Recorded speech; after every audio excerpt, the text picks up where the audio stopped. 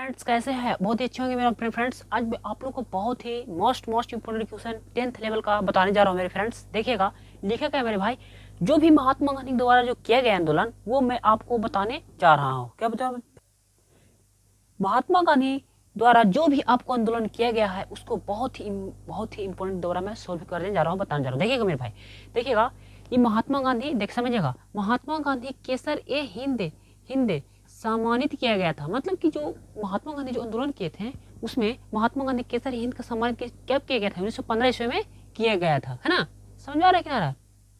उसी प्रकार यहाँ पर क्या है, महात्मा गांधी गांधी साबरमती आश्रम का स्थापना कब हुआ था? 1916 में अहमदाबाद गुजरात में हुआ था मेरे भाई। समझ में आ रहा है? उसके बाद देखिएगा, महात्मा गांधी फिनिक्स आश्रम की स्थापना कब किया गया था? 1904 के डबरा मतलब डबरन, 1904 में डबरन जगह है वो दक्षिण के अफ्रीका में किया गया था मेरे भाई। ठीक है, कहता है कि गांधी जी जो नारा दिए थे, करो एमरो डू एंड डाई, है ना, करो एमरो का नारा के राजनीतिक गुरु कौन थे? जो महात्मा के राजनीतिक गुरु कौन थे जो आपको दिए थे? करो एमरो का नारा कुछ नहीं दिया था, महात्मा गांधी दिए थे, तो दिए थे मेरे भाई।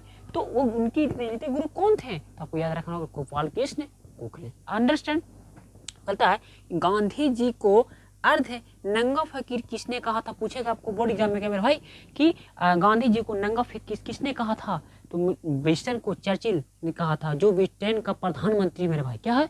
ब्रिटेन का प्रधानमंत्री। उसी प्रकार गांधी जी को सर्वप्रथम राष्ट्रपिता का किसने कहा था? कि राष्ट्रपति को सर्वप्रथम सबसे पहले राष्ट्रपिता कहा था, किसने कहा था गांधी जी को? तो आपको यार सुभाष चंद्र बोस जी ने क्या कहे थे? वो राष्ट्रपिता के नाम से उनको मतलब बोला करते थे। ठीक है, गांधी जी को महात्मा गांधी का उपाधि दी थी।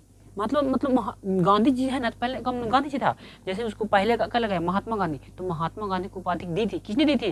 रविंद्रनाथ टैगोर ने दी थी। और किसके संदर्भ में? चंपारण के सत्याग्रह के दौरान में दिया गया था। समझ में आ रहा है कि ना आ रहा है? देखिएगा ध्यान से, ठीक है। तो मेरे भाई उसके बाद देखिएगा, गांधी जी को महात्मा का उपाधि किसने दी थी? रविंद्रनाथ टैगोर ने दिया था। और किसके दौरान? चंपारण का सत्याग्रह जब हो रहा था मेरे भाई, उसी के दौरान में दिया गया था, है ना? समझ में आ रहा है कि ना आ रहा है ना? देखिए उसके बाद देखिएगा क्या लिखा हुआ है कि भारत में गांधी जी का प्रथम सत्याग्रह था। मतलब कह रहा है, इसमें लिखा है कि भारत में जो भी मतलब गांधी जी प्रथम सत्याग्रह किए थे वो किस किए थे? गांधी जी भारत में गांधी जी का प्रथम सत्याग्रह क्या था? तो वो चंपारण सत्याग्रह था। पहला उनको क्या था? चंपारण सत्याग्रह था, है ना? 1917 में किए थे। क्या थे मेरे भाई? 1917 में। और नील की खेती को, तीन काठिया को लागू मतलब किए थे, है ना? चंपारण को सत्याग्रह जो हुआ था 1917 के नील की खेती के तीन काठिया प्रणाली में किया था। तीन काठिया प्रणाली में क्या समझिए समझाते हैं तीन काठिया क्या था।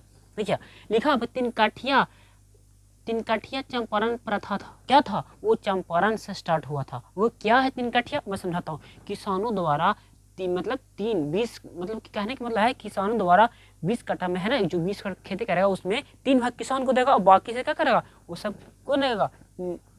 भाग जो नील इनकी खेती होती थी, क्या होती थी? मतलब कहने का मतलब मेरे भाई कि किसानों द्वारा 3/20 भाग पर नील की खेती की जाती थी। कहने का मतलब है कि उसको खेती कम खाने के लिए दिया जाता था, उसमें मतलब नील की खेती बहुत ज़्यादा किया जाता और उनको खेत बर्बाद हो जाता था, फिर दोबारा भी नहीं कर सकते थे, ना? अब कोई बात है कि खेती किए तो उसमें एक बार कर दिए, ठीक है, उसमें खेती करने के बाद तो बर्बाद हो गया, वो दोबारा नहीं कर सकते हैं। तो उसमें खेती करने के बाद नील की खेती, उसके बाद फिर दोबारा वो खेत में नहीं उग सकता है, वो कहीं दूसरा उगा सकते हैं। उसी को बोलते हैं तीन काठिया, है ना? तो बोलता है कि 3 काठिया 3/20 भाग को नील की खेती की जाती है। अंडरस्टैंड? उसके बाद लिखता है गांधी जी का गांधी जी चंपारण बिहार आने के लिए प्रेरित किया था। किसने किया था? मतलब गांधी जी जब चंपारण आ रहे थे तो बिहार में ना, चंपारण बिहार पड़ता है ना? तो आने के लिए प्रेरित किसने किया था? राजकुमार शुक्ल। क्यों थे मेरे भाई? राजकुमार शुक्ल थे ना, उन्होंने प्रेरित किया था कि आप बिहार जाइए। ठीक है, अब यहाँ पे समझिएगा, बहुत मोस्ट इम्पोर्टेंट जो है एग्जाम में पूछता है। रॉलेट एक्ट जो काला कानून के नाम जाना जाता है, रॉलेट एक काला कानून के नाम जाना जाता है, जो पारित हुआ किसके साल में था? 1919 को लॉर्ड जेम्स फोर्ड के काल में हुआ था। क्या भाई? जेम्स फोर्ड 1919 में लॉर्ड जेम्स फोर्ड के काल में हुआ था ना। लिखता है कि एक और इंपॉर्टेंट क्वेश्चन है, आप हेडिंग बना लीजिएगा, इंपॉर्टेंट मोस्ट इंपॉर्टेंट, है ना? बिना वकील मेरे भाई, बिना वकील मेरे भाई क्या लिखता है? रॉलेट एक्ट काला कानून के पारित किसने पारित हुआ था? मतलब काला कानून को पारित हुआ था कब? 1919 में लॉर्ड जेम्स फोर्ड के काल में हुआ था। किसके बारे में? जेम्स फोर्ड के काल में हुआ था। अंडरस्टैंड? कहता है बिना वकील बिना अपील एवं बिना दलील का कानून किसे कहा जाता है? This is most important in objective question in Bihar board, है ना। तो लिखता है कहा जाता है बिना वकील बिना अपील एवं बिना दलील का कानून किसे कहा जाता है मेरे भाई? तो लिखता है कहा गया यहाँ पर ही रॉलेट एक्ट कहा जाता है। क्या मेरे भाई? Rowlatt act. बिना वकील बिना दलील की, this is a board exam is most important, this question is important, ठीक है। अब इसको सोल्व कर सकते हैं। और मेरे भाई इसी तरह से अगर आपको वीडियो देखना चाहते हैं तो मेरे वीडियो को सब्सक्राइब एंड मेरे चैनल को सब्सक्राइब जरूर करें, क्योंकि मैं ऐसा वीडियो हमेशा लाता रहूँगा। और जय हिंद, जय भारत।